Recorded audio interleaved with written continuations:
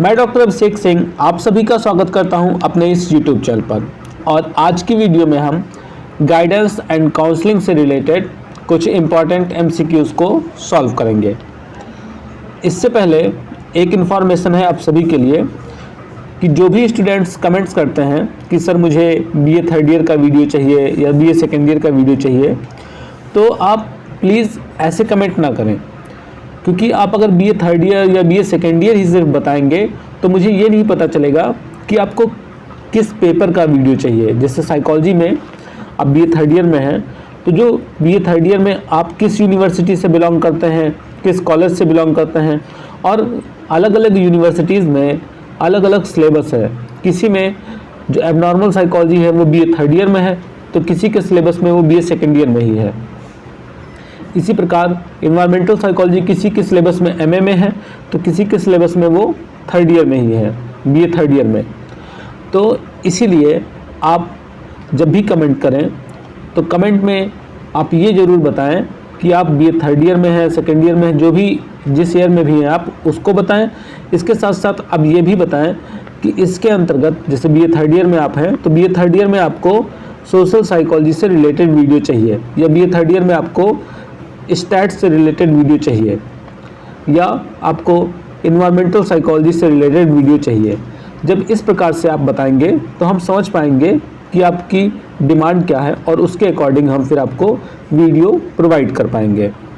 इससे पहले भी अब तक समाज मनोविज्ञान, असामान्य मनोविज्ञान, पर्यावरण मनोविज्ञान, सांख्यिकी, पर्सनालिटी टेस्ट यानी व्यक्तित्व परीक्षण और मानसिक परीक्षण, तो इन सभी से रिलेटेड वीडियोस आपको प्लेलिस्ट में मिल जाएंगे। प्लेलिस्ट का लिंक आपको नीचे डिस्क्रिप्शन में दिया हुआ है। नीचे डिस्क्रिप्शन में जो ये एरो का बटन दिख रहा है, इस पर क्लिक करें, नीचे डिस्क्रिप्शन में जाएं, वहाँ पर आपको सभी प्लेलिस्ट के लिंक मिल जाएंगे। सीधा आप प्लेलिस्ट में जाएं और जो भी वीडियो आपको चाहिए उसको देखें। और एक बार आप प्लेलिस्ट में ज़रूर विजिट करें, क्योंकि कई स्टूडेंट ऐसे हैं जो कमेंट करते हैं कि सर मुझे ये वीडियो चाहिए, और वो वीडियो ऑलरेडी चैनल पर अवेलेबल है, लेकिन वो प्लेलिस्ट नहीं चेक करते हैं, इसलिए उनको पता नहीं चल पाता है। तो इसीलिए आप प्लेलिस्ट चेक करें, उसके बाद फिर कमेंट करें। तो चलिए अब स्टार्ट करते हैं हम आज की क्लास। तो आज का हमारा पहला क्वेश्चन है, निर्देशन एक प्रकार की, फिर आपके ऑप्शंस दिए गए हैं, हम सीधा राइट आंसर की बात करेंगे। तो निर्देशन एक प्रकार की सहायता होती है, तो आप यहाँ ऑप्शन खा को टिक करेंगे। नेक्स्ट क्वेश्चन है, निर्देशन प्रदान किया जाता है। तो निर्देशन किसे प्रदान किया जाता है? निर्देशन किसी भी आयु वर्ग के लोगों को प्रदान किया जा सकता है। तो आप यहाँ पर ऑप्शन घ को टिक करेंगे। अगला प्रश्न है, सभी प्रकार का निर्देशन है। मतलब निर्देशन में कौन कौन से प्रकार आते हैं? तो कला, मानसिक स्वास्थ्य, शिक्षा, ये सभी एक तरीके से निर्देशन के प्रकार हैं। इन सभी फील्ड में, इन सभी क्षेत्रों में निर्देशन होता है, तो आप उपर्युक्त सभी को टिक करेंगे। नेक्स्ट क्वेश्चन है क्वेश्चन नंबर 4, निर्देशन का उद्देश्य क्या होता है? तो निर्देशन का क्या उद्देश्य होता है? व्यक्ति के द्वारा अपनी समस्याओं की पहचान करना, व्यक्ति द्वारा अपनी समस्याओं को समझना, समस्याओं के समाधान करने की प्रक्रिया में व्यक्ति की सहायता करना, और लास्ट है आपका उपर्युक्त सभी। तो ये जो भी पॉइंट्स बताए गए हैं ये सभी निर्देशन के उद्देश्य से संबंधित हैं, तो आप घा पर टिक करेंगे, उपर्युक्त सभी। निर्देशन से रिलेटेड जो कंप्लीट सिलेबस है आपका, उसको कवर किया जाएगा। इसकी वीडियोस 1 सितंबर से चैनल पर अपलोड होंगे, जिसमें आपका कंप्लीट निर्देशन और परामर्शन के वीडियोस अपलोड होंगे। अगला क्वेश्चन है, व्यक्तिगत निर्देशन संबंधित होता है। व्यक्तिगत निर्देशन मानसिक स्वास्थ्य विज्ञान से संबंधित होता है, तो आप ऑप्शन ए को टिक करेंगे, का को टिक करेंगे। नेक्स्ट क्वेश्चन है क्वेश्चन नंबर 6, निर्देशन का प्रकार। तो यहाँ पर जो आपके तीनों ऑप्शन हैं स्टार्टिंग के, वो सभी निर्देशन के फंक्शन हैं, निर्देशन के कार्य हैं, निर्देशन के कार्य के अंतर्गत आते हैं वह, इसलिए आप ऑप्शन घ को टिक करेंगे। यहाँ पर कुछ अन्य MCQs भी हैं जो कि संबंधित हैं निर्देशन की सेवाओं से। यहाँ पर निर्देशन की सेवाओं से संबंधित कुछ महत्वपूर्ण ऑप्शन टाइप क्वेश्चंस दिए गए हैं, तो उनको देखते हैं। यहाँ पर हमारा पहला क्वेश्चन है, निर्देशन प्रक्रिया द्वारा व्यक्ति को दिए जाने वाले सहयोग का माध्यम क्या होता है? तो इसका माध्यम होता है निर्देशन कार्यक्रम। निर्देशन कार्यक्रम के द्वारा हम व्यक्ति को सहयोग प्रदान करते हैं, तो आप ऑप्शन ग को टिक करेंगे। नेक्स्ट, मूल्यांकन सेवा के अंतर्गत मूल्यांकन किया जाता है। तो मूल्यांकन सेवा के अंतर्गत हम व्यक्ति और परिवेश दोनों का मूल्यांकन करते हैं कि व्यक्ति का क्या है और जिस परिवेश में रह रहा है वो उसका परिवेश कैसा है, इन दोनों के बारे में हम जानते हैं। तो आप एक बार फिर से गा पर टिक करेंगे। नेक्स्ट, मूल्यांकन सेवा को कहा जाता है। तो मूल्यांकन सेवा को हम क्या कहते हैं? इसे हम व्यक्ति अनुसूची सेवा कहते हैं। तो आप यहाँ पर ऑप्शन ए को टिक करेंगे। अगला है, स्थापन सेवा का अर्थ है। तो स्थापन सेवा का अर्थ होता है व्यक्ति को शिक्षा अथवा रोजगार हेतु उपयुक्त स्थान एवं अवसर प्राप्त करने में सहायता देना। तो आप यहाँ पर ऑप्शन ख को टिक करेंगे। नेक्स्ट है, सूचना सेवा के माध्यम से व्यक्ति को दी जाती है। तो सूचना सेवा के माध्यम से हम व्यक्ति को क्या देते हैं?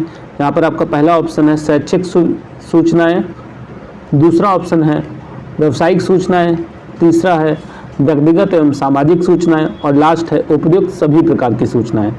तो इसके अंतर्गत हम उपयुक्त सभी प्रकार की सूचनाएं देते हैं, तो आप ऑप्शन घ को टिक करेंगे।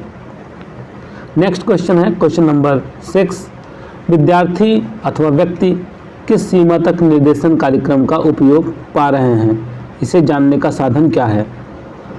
तो यहाँ पर पूछा जा रहा है कि कोई व्यक्ति है या कोई विद्यार्थी है, वो किस सीमा तक निर्देशन प्रोग्राम का जो गाइडेंस प्रोग्राम है उसका उपयोग पा रहे हैं, इसे जानने का साधन क्या है? तो इसे हम अनुवर्तन सेवा के द्वारा जान सकते हैं। तो आप यहाँ पर ऑप्शन खा को टिक करेंगे। तो अब हम बात करते हैं निर्देशन के कुछ अन्य क्वेश्चंस के बारे में जो कि संबंधित है निर्देशन कार्मिक, विद्यालय एवं समुदाय से। यहाँ पर हमारा पहला क्वेश्चन है, निर्देशन कार्यक्रम के क्रियान्वयन हेतु जिन व्यक्तियों का सक्रिय सहयोग प्राप्त किया जाता है उन्हें हम क्या कहते हैं? तो उन्हें हम निर्देशन कार्मिक कहते हैं, जो निर्देशन के लिए कार्य करते हैं। यहाँ पर आपका ऑप्शन खा सही होगा, आप ऑप्शन खा को टिक करेंगे। नेक्स्ट क्वेश्चन है, निर्देशन का अभीष्ट लक्ष्य क्या होता है?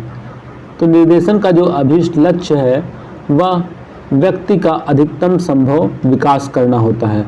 तो आप ऑप्शन का को टिक करेंगे। नेक्स्ट क्वेश्चन, बच्चों के बारे में सर्वाधिक मौलिक सूचनाएं प्रदान करते हैं।